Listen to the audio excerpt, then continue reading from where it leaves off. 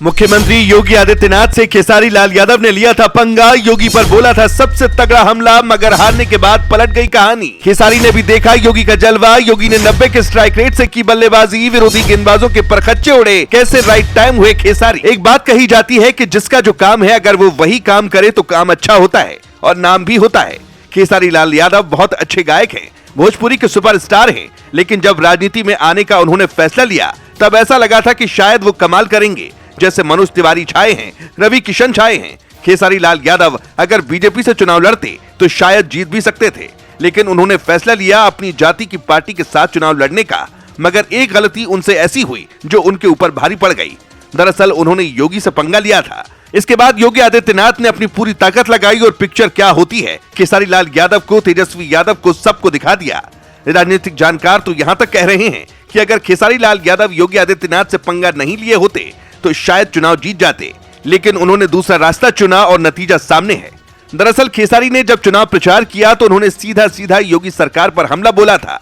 उन्होंने कहा था कि बिहार में नहीं, यूपी में जंगल राज है, बुलडोजर से लोकतंत्र कुचला जा रहा है। बस यही वो बयान था जो इतना भारी पड़ गया कि खेसारी लाल यादव के अब राजनीति से दूर होने की भी खबरें सामने आ रही हैं। बता दें कि योगी ने बिहार में सिर्फ खेसारी की ही सीट पर प्रचार नहीं किया, वो जहां जहां प्रचार करने उतरे वहां वहां माहौल पलटता चला गया। राजनीति की पिक्चर ऐसी बदली जिसने तेजस्वी यादव के अरमानों पर पानी फेर दिया। बताया जाता है कि योगी ने बिहार के चुनावी दंगल में 31 रैलियां की, जिनमें 28 सीटों पर एनडीए ने जीत दर्ज की। यानी योगी का स्ट्राइक रेट 90% के करीब रहा, जिसमें खेसारी की सीट भी उड़ गई। लेकिन कहानी यहाँ खत्म नहीं हुई। असली ट्विस्ट तो उसके बाद आया। दरअसल जैसे ही चुनाव खत्म हुए और रिजल्ट आया तो खेसारी हताश और मायूस दिखे। वो लाइव में आए तो आंखें नम दिखीं। टूटी आवाज में उन्होंने कहा कि मैंने गलत बोला, योगी आदित्यनाथ मेरे गार्जियन हैं, मैं गुस्से में बहक गया। यानी जो कल तक योगी पर बरस रहे थे, आज उन्हीं की तारीफों की गंगा बहा रहे थे। सिर्फ यही नहीं, वीडियो वायरल हुआ तो लोग बोले अब आया ऊंट पहाड़ के नीचे। चर्चा तो ये भी है कि खेसारी को भी समझ में आ गया कि यूपी में फिल्मों की शूटिंग 80% होती है।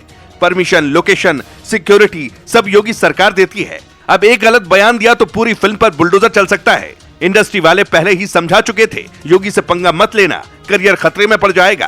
पहले भी 2022 में योगी से मिलने गए थे, फोटो डाली थी कि महंत जी का आशीर्वाद, लेकिन राजनीति में गर्मी चढ़ी तो भूल गए।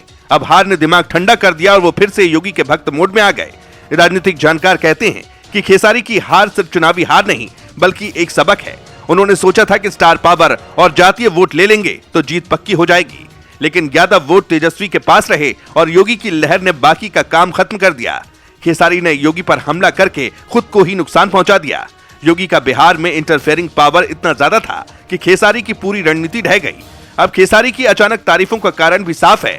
आगे फिल्में करनी है, सीरीज करनी है, शूटिंग लोकेशन चाहिए। यूपी में फिल्म सिटी बन रही है, सरकार कलाकारों को सपोर्ट कर रही है। ऐसे में खेसारी ने राइट टाइम होकर अपने सुर बदल लिए हैं।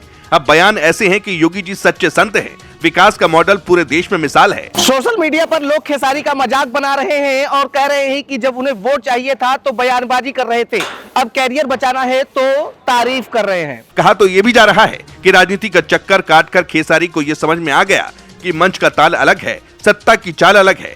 फिलहाल अब तो तारीफों के पुल बांध रहे हैं। अब आगे क्या होता है ये देखना होगा।